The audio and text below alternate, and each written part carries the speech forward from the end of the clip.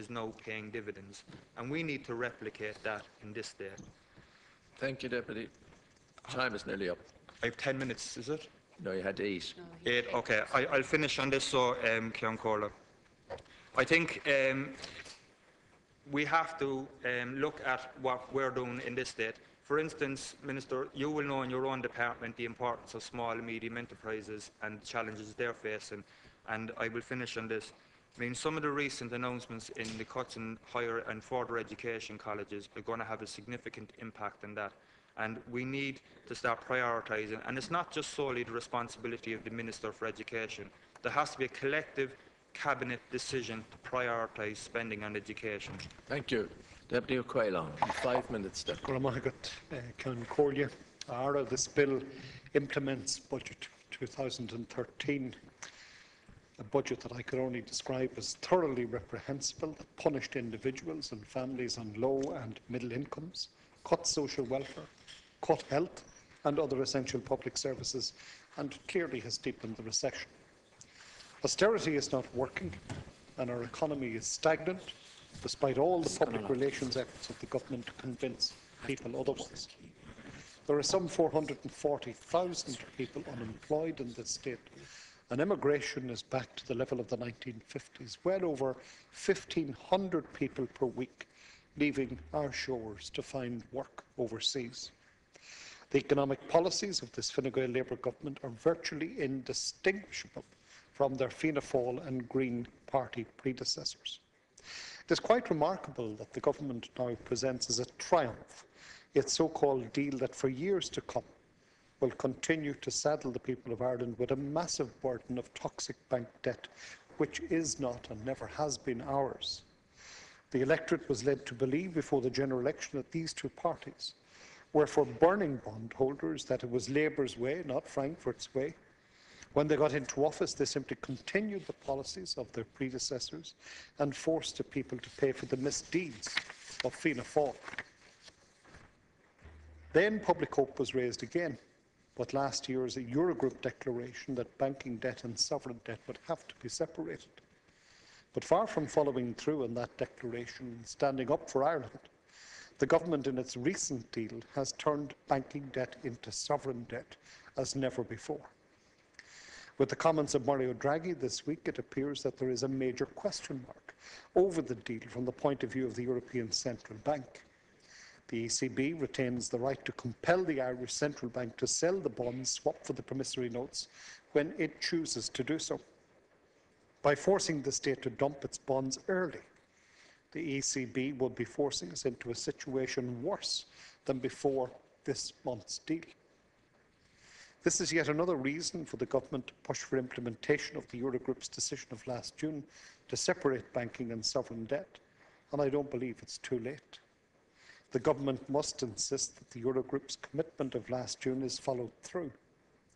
If this government does not make such a radical change in its economic strategy, we are condemned to more such budgets as the one reflected in this finance bill.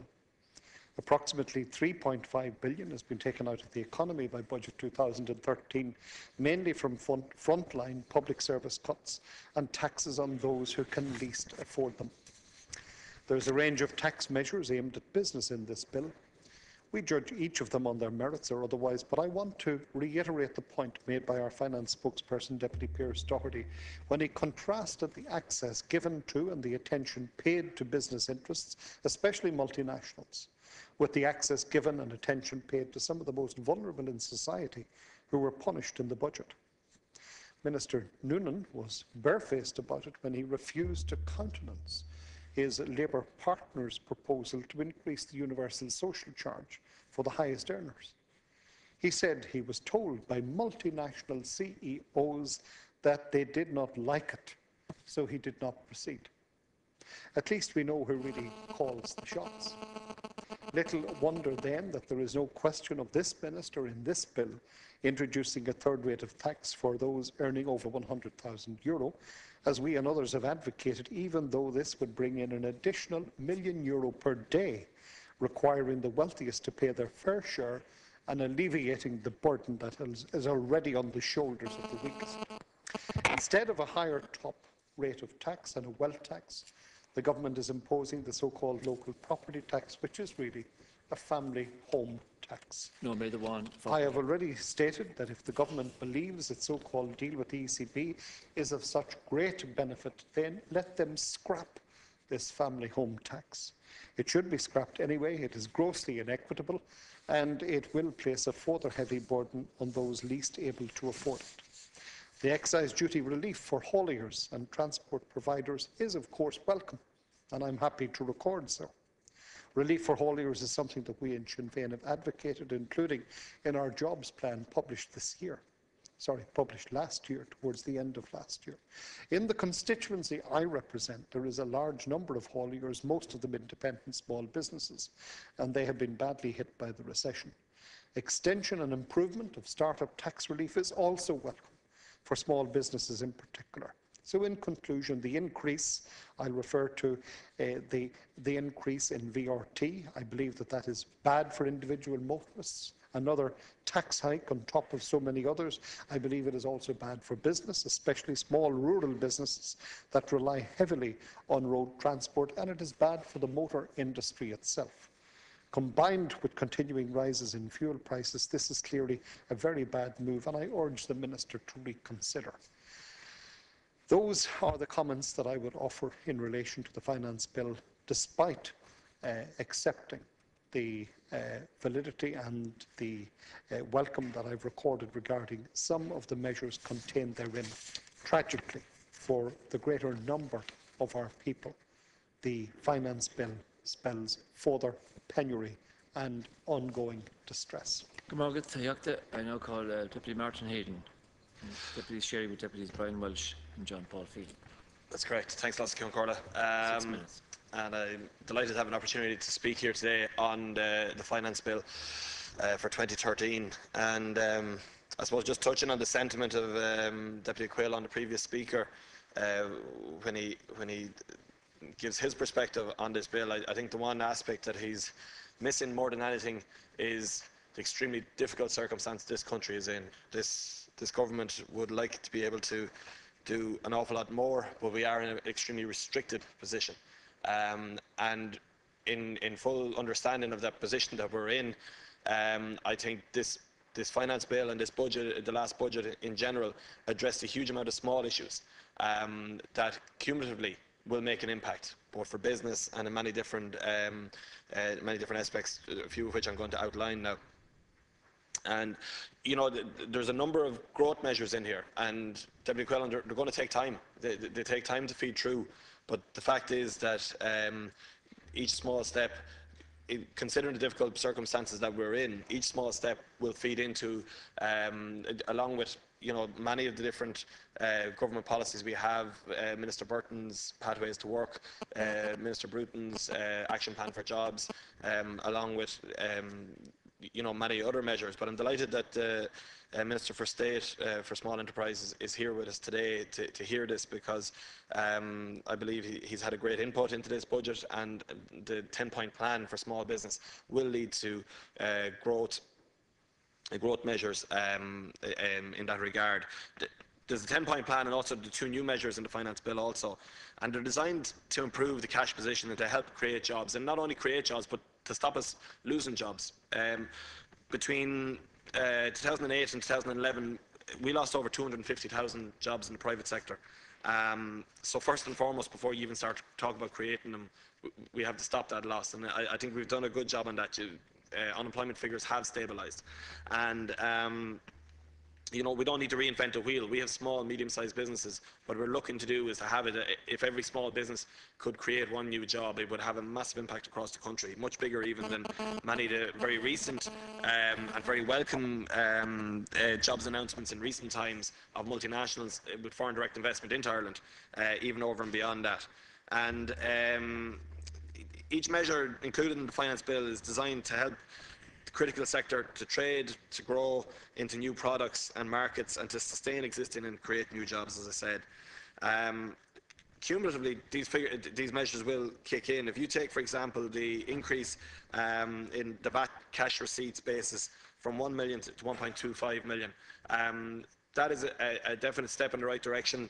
It's a positive change that was sought and will help businesses with cash flow difficulties, and particularly on the basis, again, touching on we are limited in what we can do, but if that measure could be replicated in coming budgets, that in 3-4 years' time, that could be up to 2 million. I think that would be over a couple of years would see have a real impact.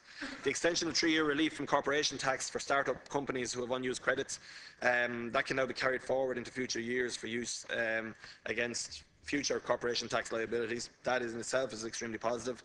The increase in the amount of investment income that can be retained by close companies for incurring the close company surcharge, that's gone from €635 to €2,000. And that's very, again, government is very mindful of the lack of credit that's available to small businesses, and as we all know, if you're in small business, cash is king, and that is to address that issue. There's increased the amount of expenditure eligible for research and development tax credits on a full volume basis of €200,000. Extend the employment and investment incentive scheme to 2020 was a measure that was sought by Forfos in their report 2012 on the Irish funding environment, and it is very much to be welcome. The scheme has also been amended to include hotels, guest houses and self-catering accommodation, subject to review after 2 years to see that it is having the appropriate impact. The hotel sector alone employs approximately 51,000 individuals, and the extension of the incentive to cover investments in this sector will help sustain those jobs, along with other initiatives like Minister Varadkar's gathering initiative and the rest. There is a lack of credit, and we need to find different ways. While we're trying to get our banks sorted out, we also need to find different ways of getting funds into companies. And this is a good scheme, but I know Minister Noonan has acknowledged that take-up has been low, and we need to look at this.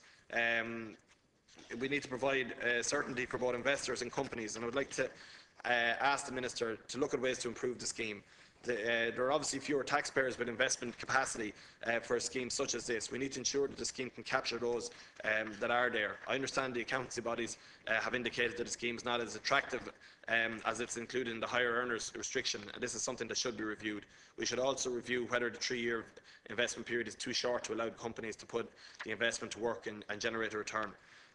Other aspects, there's great recognition in the finance bill and in the previous budget in relation to farmers and supporting the agricultural sector. We do have a real difficulty. We don't have enough young farmers. We don't have enough land mobility for traditional reasons in this country. And there's a lot of measures in this that are very much to be welcomed. The CGT relief for farm consolidation measures, which is a kind of a replica of the rollover relief from the past, where land sold once reinvested within 24 months will have that relief. The young trained farmers stamp duty relief and agricultural land transfers will apply for a further 3 years, and that's to be welcomed. The 100% stock relief for young trained farmers extended to December 2015 is crucial, as is the 25% general stock relief as well, and 50% rate stock relief extended to other registered farm partnerships. Up until now, that was only for dairy partnerships, and which was a bit discriminatory in a way. So that being extended to beef and sheep and other partnerships is very much welcome. So they're the points. I'd like to commend the finance bill and congratulate the ministers for their work on this. Deputy Brian Walsh, 6.5 minutes. And welcome the opportunity to contribute to the discussion on this important bill. At the outset, I'd agree with some of the sentiment expressed by Deputy O'Quailon over there. Yes, we are making decisions which are very unpalatable, but we received a mandate to do this, and I would defend every one of the decisions that this government has made since it assumed office almost 2 years ago. And in implementing the mandate that we have to rectify the nation's finances, very, very tough and difficult decisions have to be made. I'm sure you would agree, Deputy O'Quailon, that for far too long in this House, on the government side of the House, decisions were made with an eye to the next general election. Well, thankfully, this government has confined that policy to the past. And I would remind you, Deputy O'Quailon, that in the year gone by, the government borrowed €14,000 million, quite apart from anything that you talk about monies that went into banks, so that leaving that aside, €14,000 million to keep the country afloat in terms of essential services and that the government provides. Your solution, and the only solution that I've heard from you, is a measure that would raise, I think, to quote yourself, €1 million per day. we unfortunately have to make adjustments far in excess of the figures that you talk about. And what's very difficult to accept in terms of your argument, and indeed the sincerity of your argument, is that your own party in government in the north of Ireland is implementing some of the measures that you were very critical of here down in the Republic. But I welcome this legislation, Las Cancorla, in its entirety.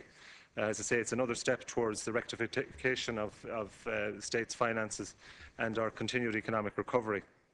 I want to focus briefly on one element of the bill which might easily be overlooked in terms of its significance. The extension of the excise rebate on auto diesel to include private bus operators, as well as road haulage companies, has naturally been welcomed by those within the sector. But I believe this to be a measure that will have broader benefits in the wider economy. Firstly, and most obviously, the provision represents a shot in the arm for a struggling coach industry. After the previous excise duty was abolished by our predecessors, the number of coach tourism visitors to Ireland dropped to 418,000 from over 500,000 the previous year. It has continued a steady decline since then and stood at around 300,000 visitors in 2011. Coach tour operators have had to contend with high fuel prices and stern competition from our counterparts in Northern Ireland and the UK, who can offer cheaper tours to clients because of the lower cost of diesel. So there is, and be very clear about this, there is a discernible correlation between the cost of fuel and the ability to compete for international visitors. This situation was reflected indeed in a Fáilte Ireland study last year, which found that high overheads and dwindling revenue had resulted in a scenario in which the coach tour industry was operating at a loss. The provisions of this finance bill will offer a lifeline to companies in the industry, and for many will constitute the difference between staying in business or ceasing to trade. At a glance, the benefits of this section of the bill might well seem limited and sectoral, but let's conclude this is not the case. The private bus and coach industry is comprised of around 1,900 SMEs, which employ between 6,500 and 7,000 workers. They play a vital role in Ireland's transportation network and represent an important cog in the country's crucial tourism industry. Around 300,000 coach touring visitors came to Ireland, as I said, in 2011, worth an estimated 180 million to the national economy. Its monetary value aside, coach tourism is extremely important here because it brings tourists to non-urban areas that would not otherwise benefit from tourism revenue, which is the lifeblood of so many businesses in more remote locations. I apologise for using terminology that might evoke bad memories here in the House. But the coach tourism industry essentially facilitates the decentralisation of our tourism industry. It is extremely important as it both allows tourists to access some of our nation's remote treasures, thus enhancing the Irish tourism product, while also allowing for regional distribution of the associate benefits. And as we work to invigorate our tourism industry, which is one of the tools with which we will rebuild our economy, this consideration must be a priority of government. 1 minute, Deputy. Thanks, Les Concur. One of the reasons why the gathering this year is such an important series of events is that the organisational nature of the idea will see tourism revenue diverted to towns and villages in every corner of the country. In addition, 86% of coach tourists stay in hotels during their visit, which sustains the ailing hospitality industry. And so just as the abolition of excise rebate for private bus operators resulted in a decline in coach tourism numbers after 2008, conversely, I believe there is reason to believe that the measures contained in this finance bill will result in a rise in the number of such visitors and benefits that are far-reaching than one might initially assume. So I commend the Minister for including this rebate in the finance bill, and I am supporting of the bill later this evening. Thanks. I now call Deputy John Paul Phelan. There's 6.5 minutes. Thank you, Las Concorda. And I too want to support the bill and just make a few points.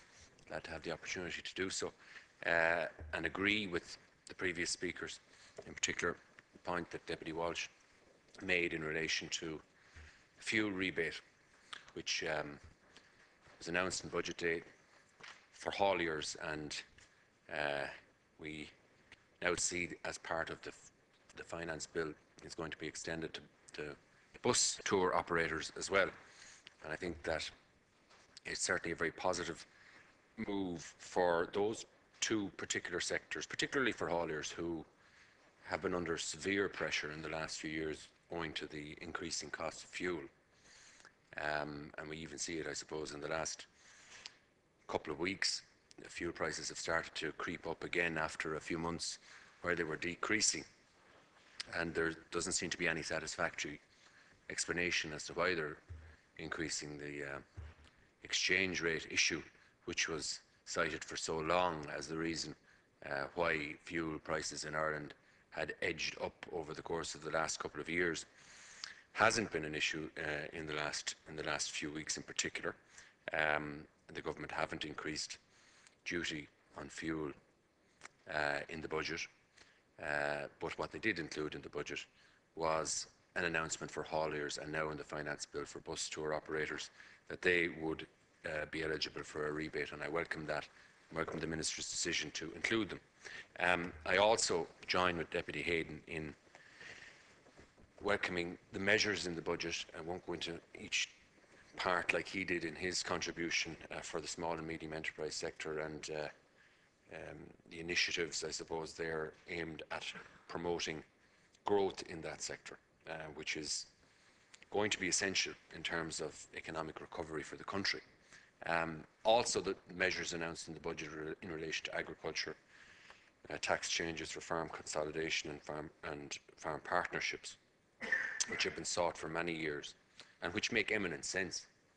I was speaking recently to a farmer in my own constituency in Kilkenny, who is a dairy farmer who wishes to expand his production, and he happens to come from a part of the county where land plots are very split up, I suppose.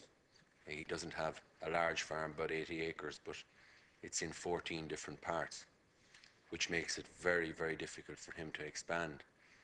But the announcement in the budget and contained within the finance bill that he will be in a position now with some of his neighbours to swap parcels of land and not face punitive tax measures for doing so, will improve his productivity and that of his neighbours and make sense for the economy, and will improve indeed the overall tax take.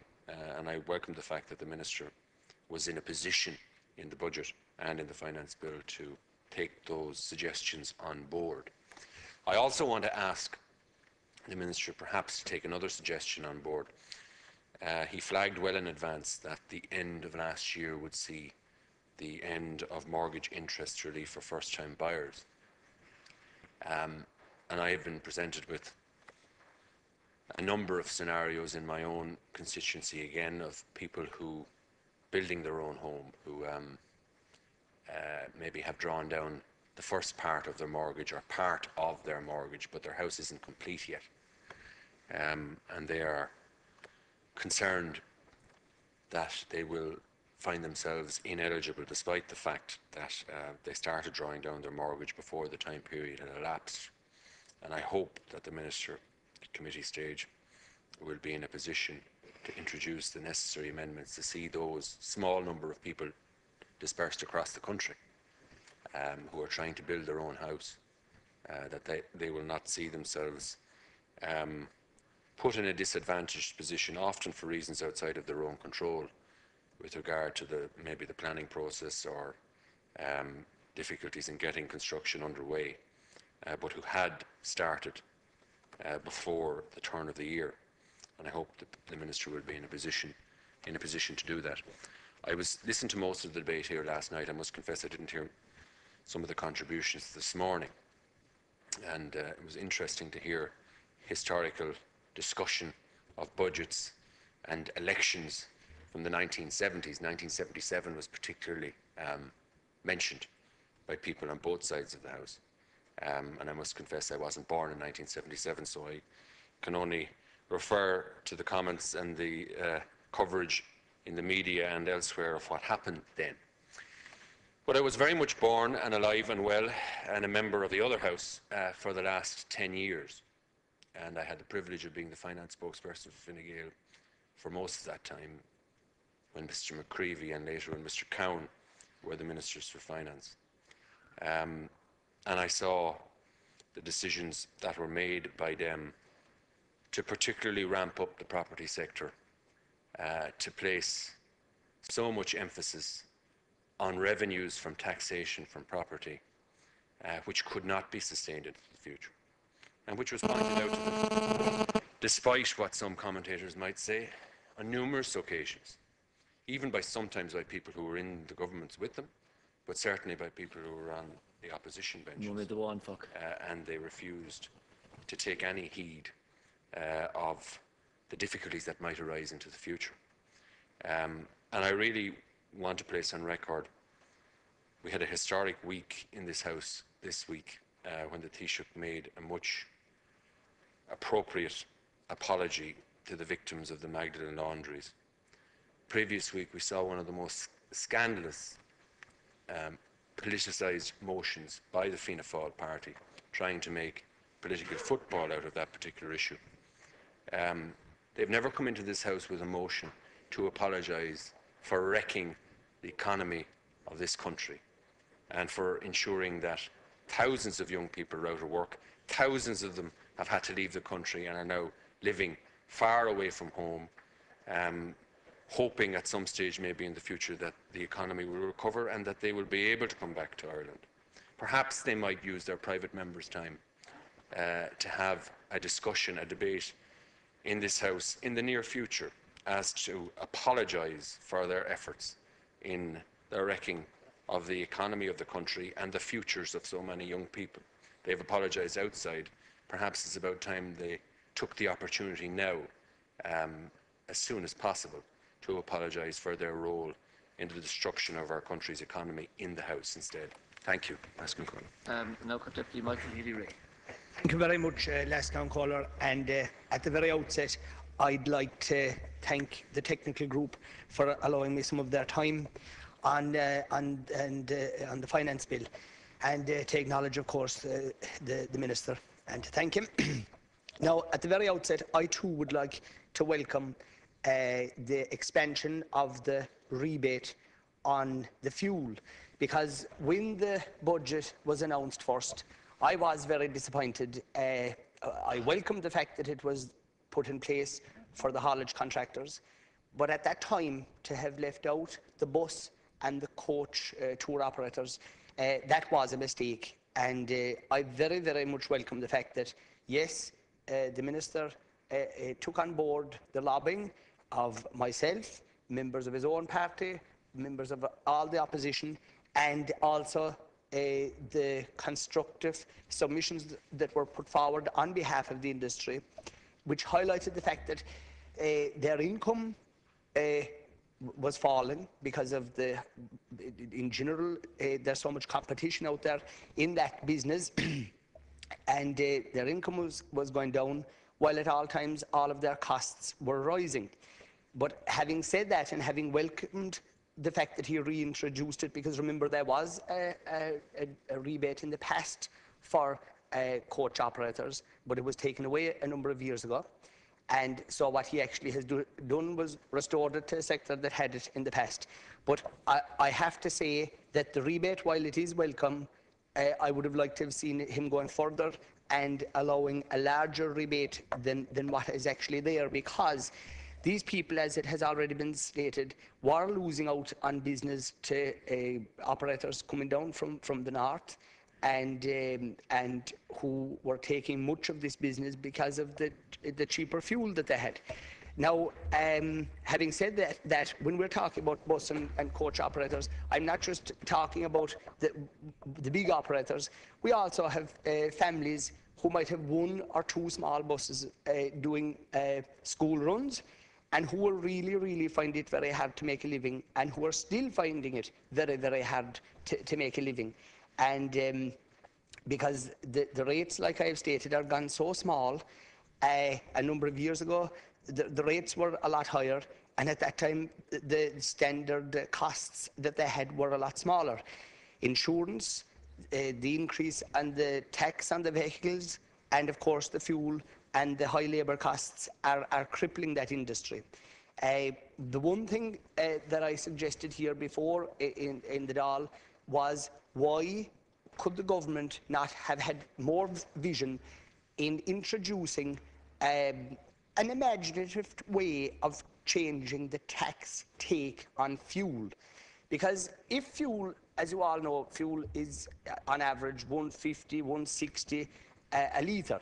Now, if fuel was under €1, and if the government were taking their tax on that euro, and if that's all they could tax it because it was only €1, they wouldn't be able to tax any more than the difference between the euro and, we'll say, 150 or 160.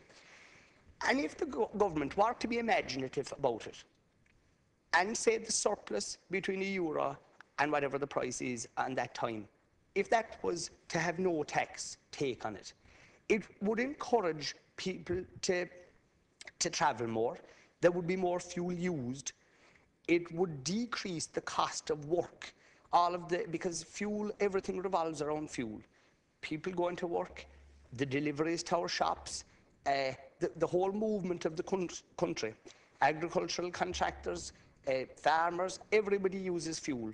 And it would have made a massive difference to every single solitary person in this country if the government could see their way to being imaginative about the amount of tax that they're taking off of fuel every day. Because like, if you take any person that's filling their car today and it's costing 80 or 90 euros, if it was actually 50% cheaper, it would still be a lot of money. It's still a lot of money to fill a car if it was 40 or 50 euros, not to mind the cost that it is. And that's only for an ordinary vehicle. Do people realise that people involved in haulage, lorries and buses, it's no notice in the world for those. An Arctic lorry can hold, and not many people might realise this unless they were involved in it, it can hold 1,600 euros worth of diesel. That's what an Arctic lorry can hold. So you could imagine if that cost was actually halved, 600 or 700 euros, wouldn't it still be an enormous amount of money? So I would hope that in the future, and that the government could look at the way they take tax on the cost of fuel and look at reducing it. With regard to small businesses, small businesses have in the past and will hopefully in the future be the backbone of Ireland. These are the small businesses who create, first of all, perhaps a job for themselves, or for a family member, or for a neighbour, or a relative.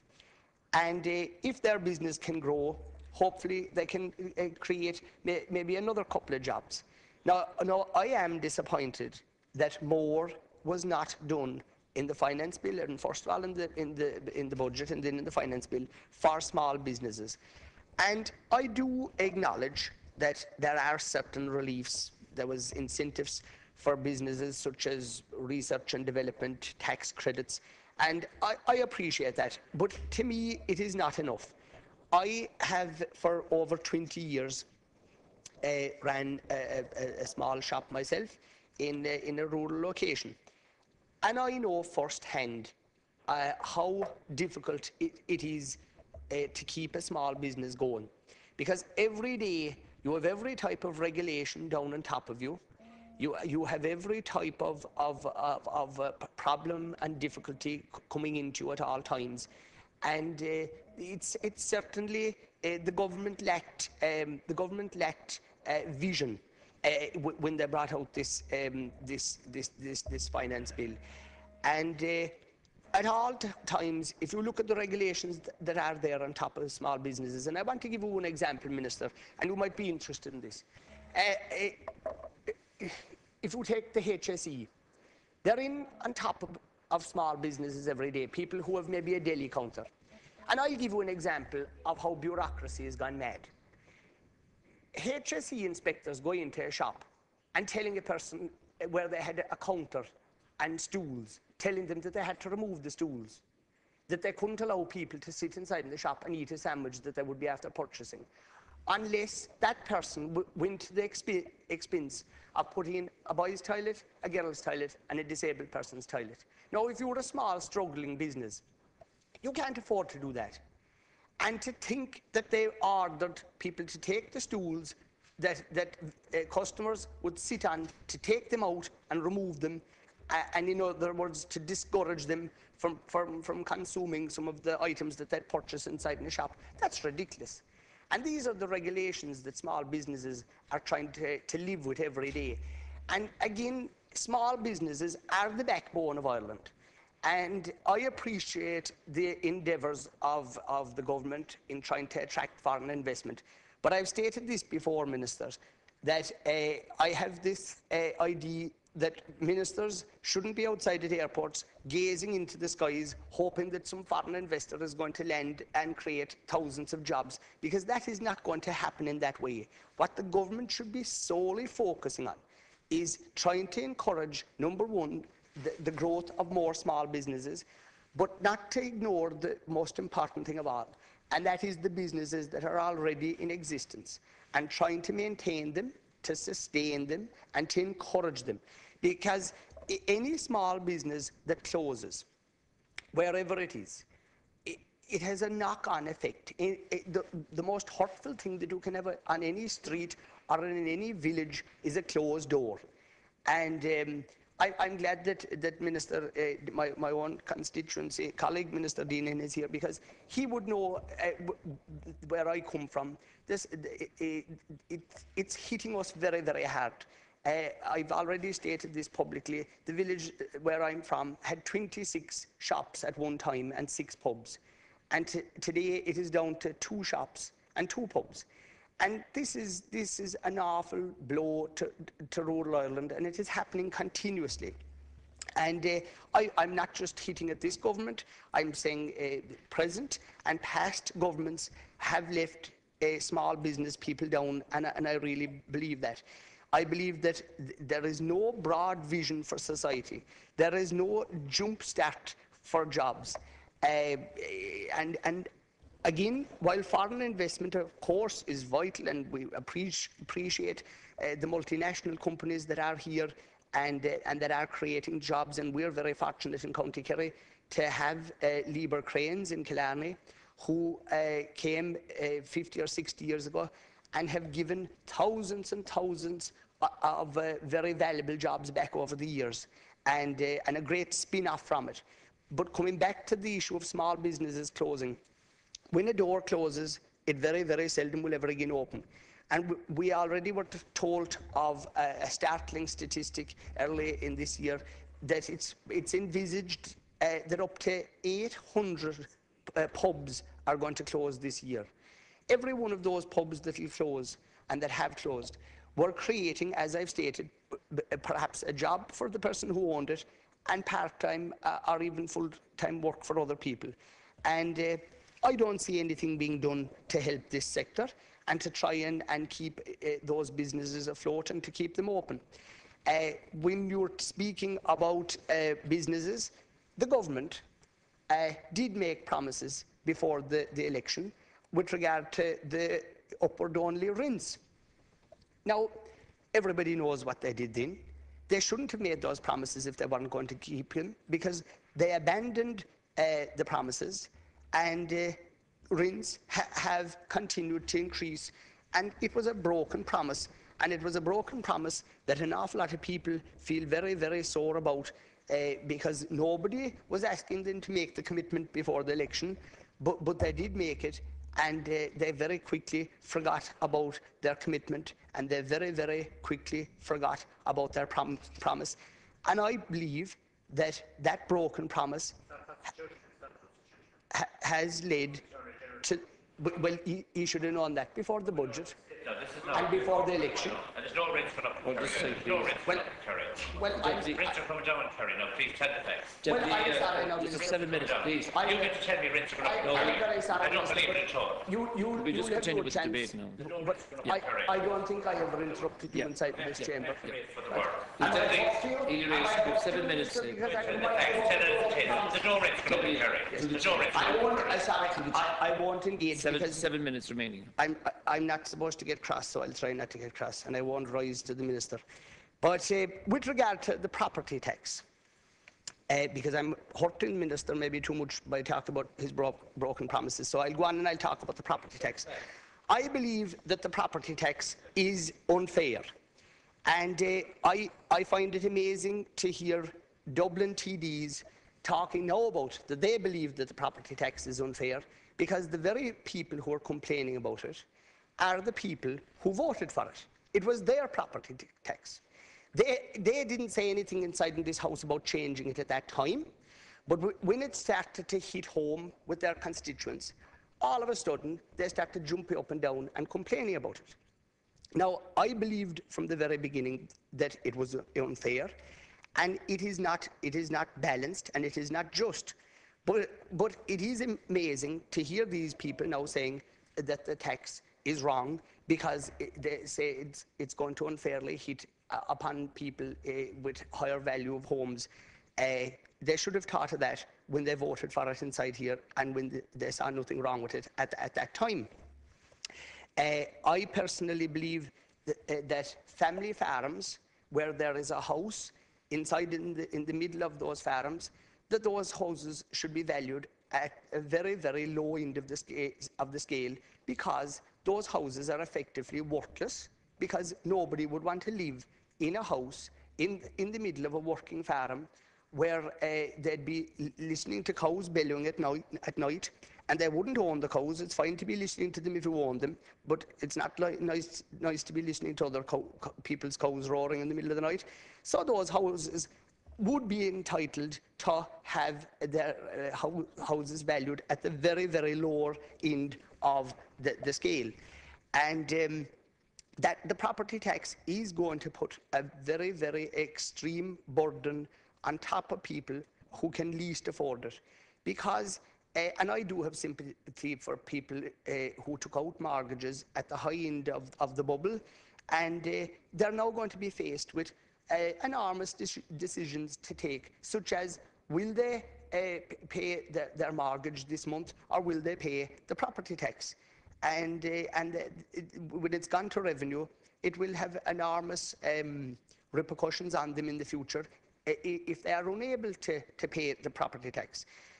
While I have continuously stated my opposition to the charges, I never actively encouraged people not to pay, because and I appreciate that other people in opposition who were campaigning against it, they never told people. Some people, I'm sorry, might have told people not to pay, but responsible politicians could never tell a person don't pay a charge, because that to me would be like telling a person don't tax your car.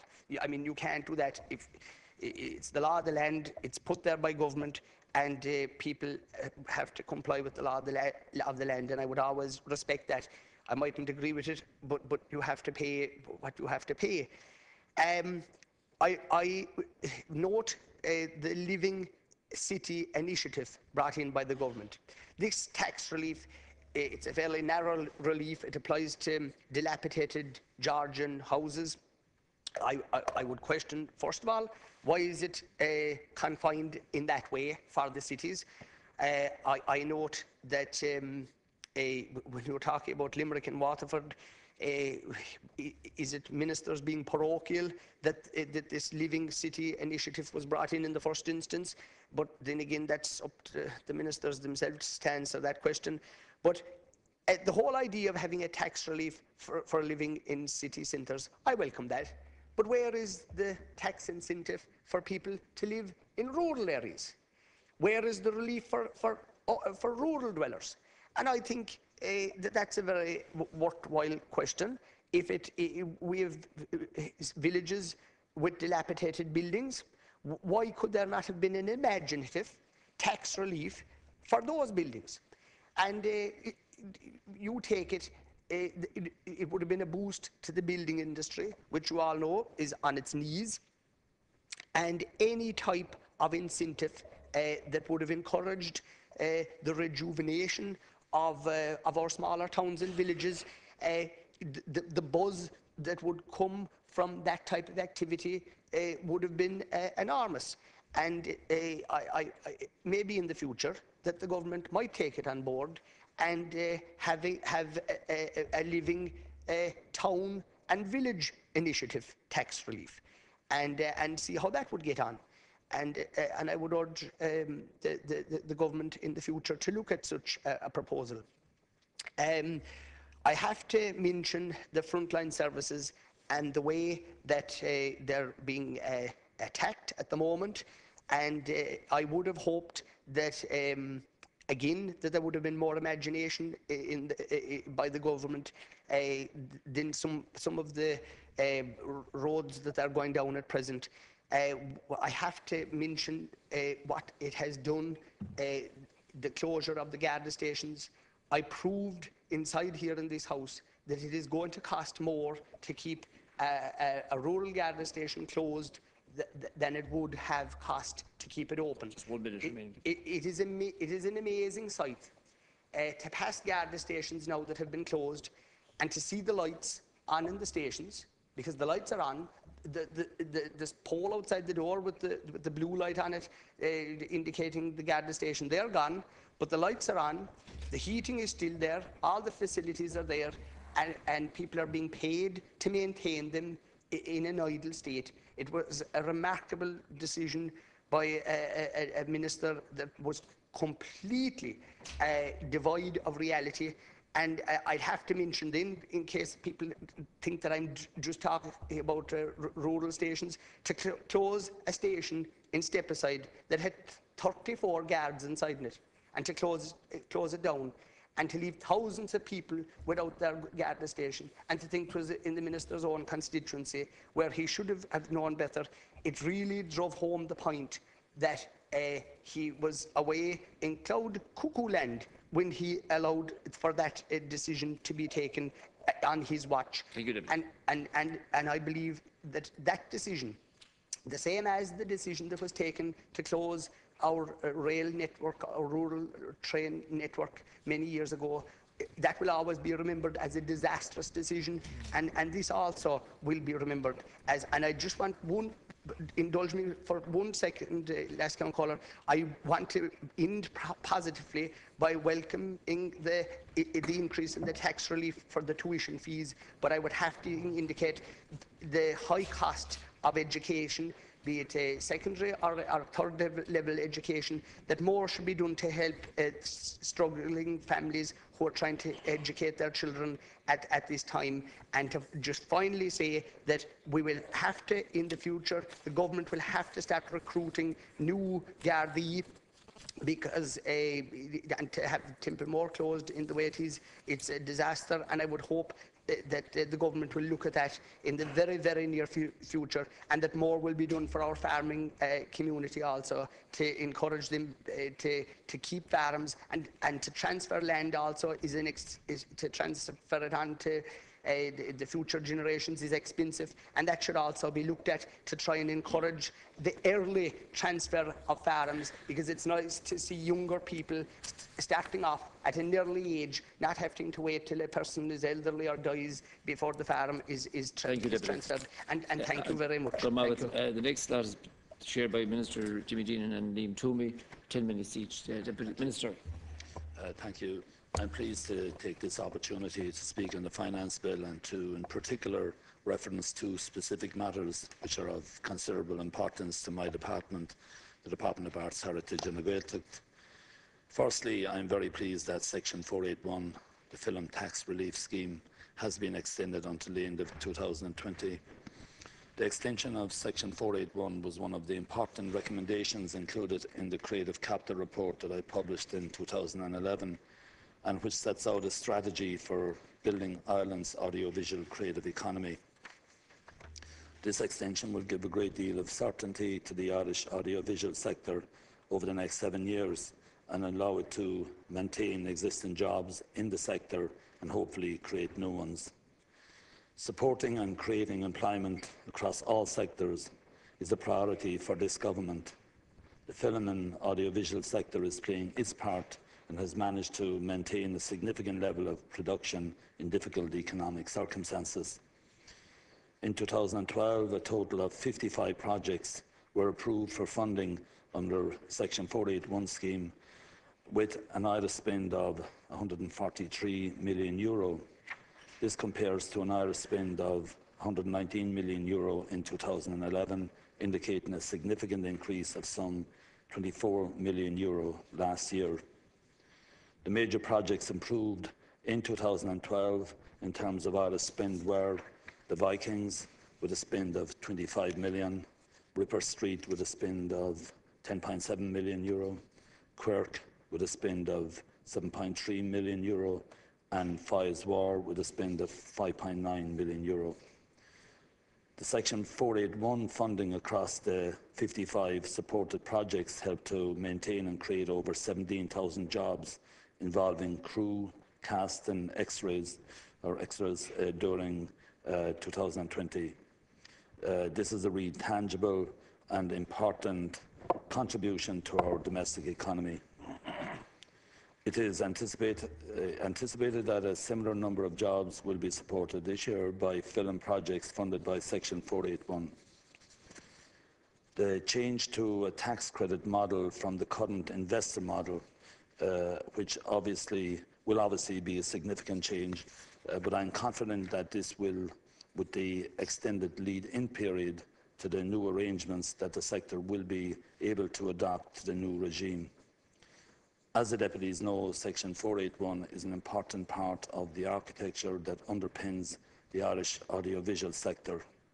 Another very important part of the architecture is the Irish Film Board.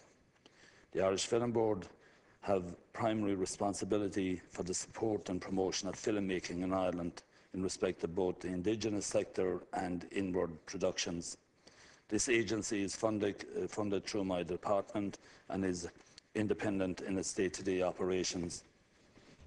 As part of its remit, the Irish Film Board has regular meetings with international filmmakers, as well as attending the major international film festivals to promote Ireland as a location for filmmaking. I support that effort, and with An Taoiseach recently met at government buildings with the renowned film director Mr. Steven Spielberg and leading actor Daniel Day-Lewis. I believe that the Irish film screen industry can be a positive force for change and can drive economic growth by providing high-quality local employment, increasing inward investment, and promoting Ireland abroad and contributing to tourism. Already in 2013, the IFB has attended a number of international film festivals and industry gatherings to promote Ireland as a world-class location for making films. This is very important work, and it is hoped that it will pay dividends, with major international productions coming to Ireland to give the opportunity to the wonderfully talented crews and actors from this country to display their skills for an international audience. As Minister for Arts, Heritage and the Gaeltacht, I also wish to especially welcome the introduction by the Minister of Finance of the Living City Initiative.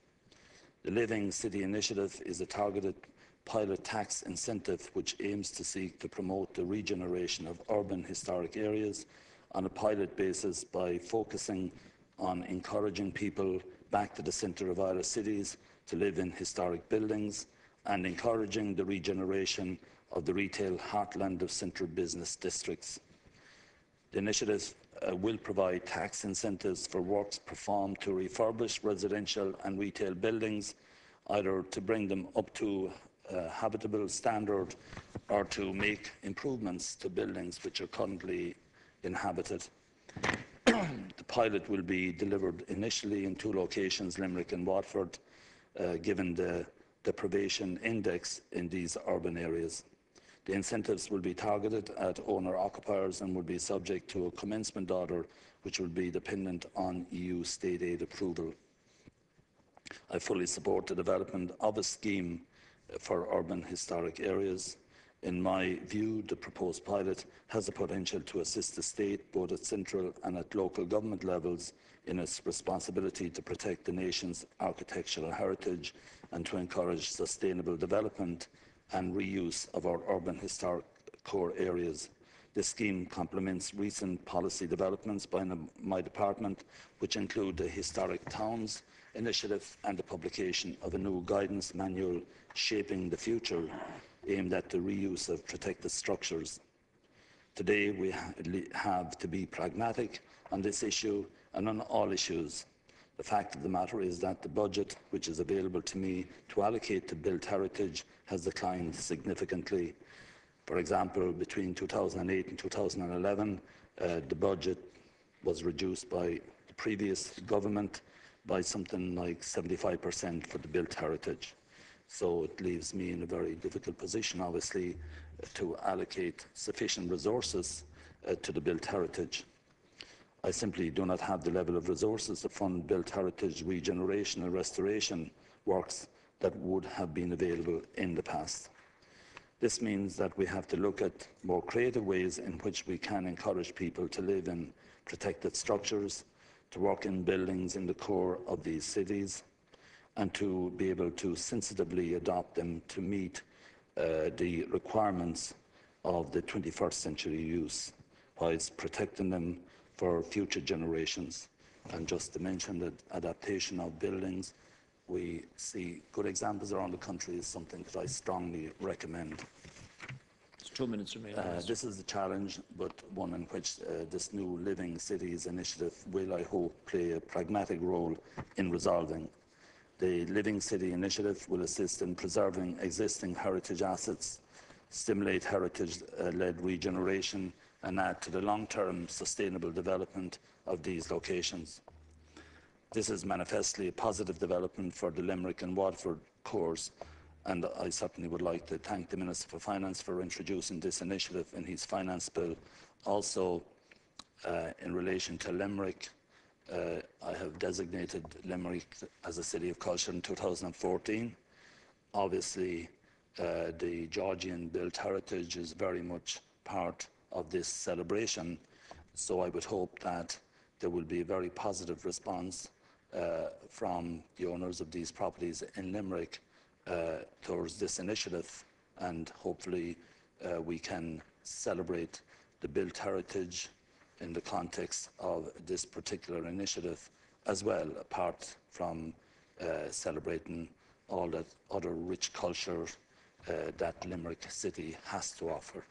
And I must say that I've attended numerous events in Limerick City over the past 2 years, and I'm very impressed with the level of activity both in the visual and performing arts that's ongoing in the city, and also the contribution of the various colleges and University of Limerick, Mary Immaculate College, LIT, and other, I suppose, institutions as well, and also the various art centres and venues in the city. So hopefully that this will give people in Limerick a further incentive now to rise to the challenge of celebrating the City of Culture in 2014. So thank you very much. Now called Deputy Dean Toomey.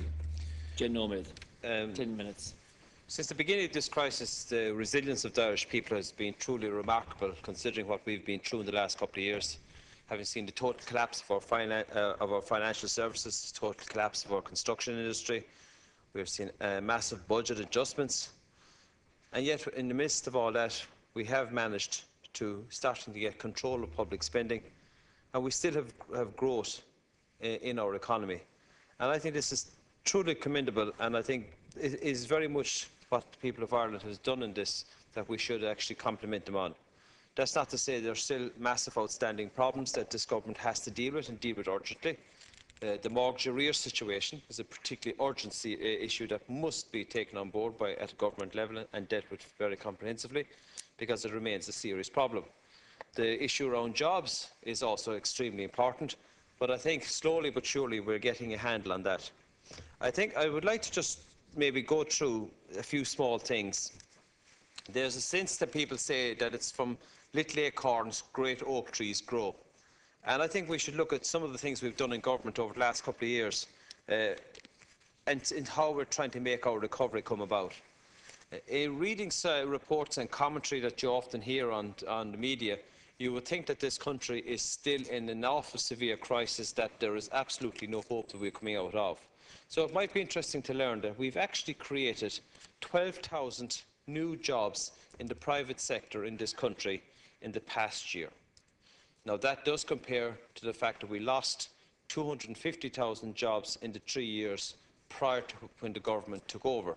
So we have a huge recovery to make, but it's interesting to point out